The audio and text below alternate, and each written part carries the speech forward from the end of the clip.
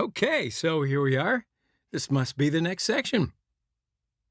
So now I'd like to show you in this video how to programmatically redirect a user to another URL. So first of all, let's go to our contact component right here. And now I want to show you something which I think is pretty cool. So if we take in the props right here, we have automatically added to the props what we now know is the router information. And that's because this is one of the components that the router loads up. Well, any of these things right here, the router attaches some extra information to the props object. So let me show you that right now. If we console log this props object, then we're going to see that extra information about the router on the props object. And let's save it, and we can view this in a console over here. So now if we go to the contact page, now, do you see it right here? These are the props objects, and we can see that we have the extra information already added to the props. So the router has done that automatically. So we have the history right here, and we have all of these different methods and properties. We have the location, so it says right here, the current path name. Now it also says that we're on the contact page, which is, boom, exactly where we are. So for now, we want to redirect the user to a different page. For example, if we are at the home page and then after we wait, let's say 2 seconds, then we are redirected somewhere, right? Maybe to the About page or the Contact page. So how do you do that? Well, in order to do that, what we need to do is use this history object on the props object. So if you look down here, we have this push thing right here. So the history in itself keeps track of our history, obviously. And if we push a route to that history, then it's going to add another location to the history and essentially pushes to that location. So I'm going to show you how we do this.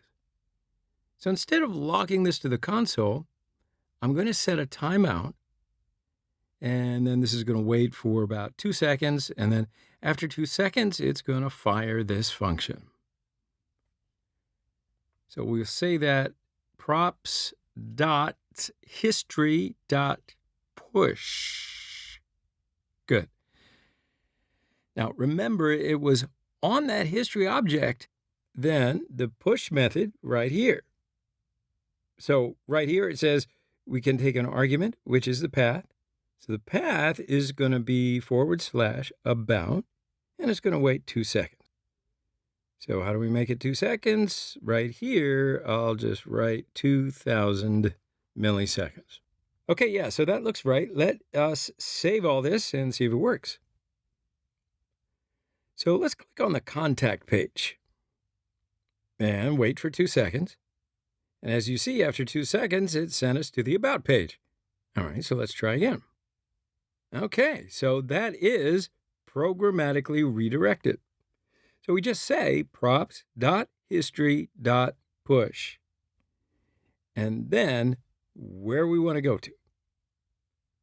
So I'm just going to delete this right now because I want to try this in a different component. So I want to try it right here in the nav bar. Let's see if it works here. So I'll say set timeout again, and it's going to do exactly the same thing. Function.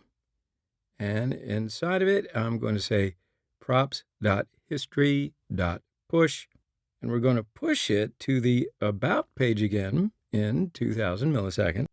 So now after 2 seconds, no matter what page we're on, it's going to redirect you, or me, or whoever's on the page, to the About page, right? So let's say that and see if it works. Okay, so hang on. Yeah, so we get an error.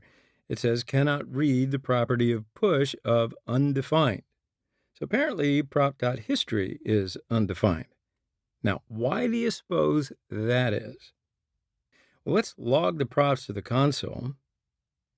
We'll say console log props. Save that and view an empty object. So because previously we had all of those nested properties on the props added by the React router, I said that the React router automatically applies those properties to the props on any of these routes right here. Then it's going to add those properties to the props in these components. And now the nav bar is not in a route, so it doesn't receive those props by default. But we can always add them in using a higher order component. Now, a higher order component is something that basically wraps another component and then sort of gives it extra powers, right? So let's do this. We have to import this higher order component right here, and it's called with the router, and it's from React Router DOM. Then we go to the bottom where we export, and this is where we apply the higher order components. So I can say with router, and it's a function, and we'll pass our component as a parameter into that function. So now it's wrapping the component. Now, this function is a higher order component, and it's applying these properties to the props.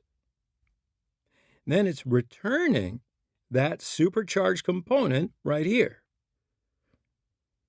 Now you can see that we have those things in our console. So let's test this. Click on Contact, navigates us to About, click on the Home, and again it sends us to the About page. That is the programmatic redirect in a nutshell. So I'm going to pause it right here and come on back and we'll do something else in the next section.